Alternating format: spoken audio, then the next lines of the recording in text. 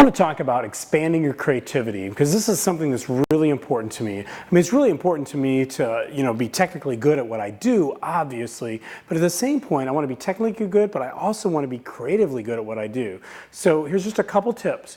Number one, for me, it is having no fear. No fear is so critical. You cannot be afraid to be an idiot.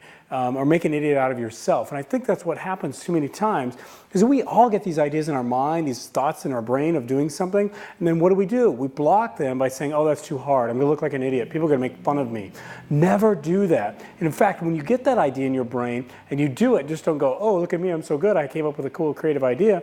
Push yourself to the next idea and the next idea. You have a delete button on your camera, and you can even tell your clients, hey, this might be cool and it might be really bad, but let me just try this on you and see what we think.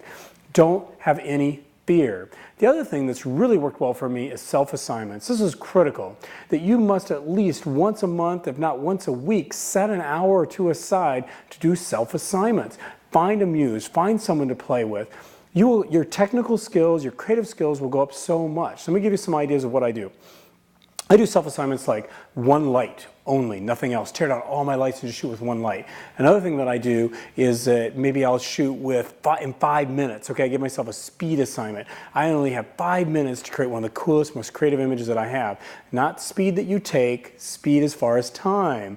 All right, now the other things that I do are weird assignments, like try to make someone really ugly. Now don't tell them that's what you're doing, obviously, but what are you gonna learn by making them ugly? You're gonna learn how to make them more beautiful, okay? Because you're gonna figure out, oh, that makes people ugly. That kind of lighting, that kind of lens, that kind of whatever, I'm not gonna do those things. So you'll learn just as much by failing in these exercises as you will by succeeding in these exercises. So you want some failure to happen, artistically anyway.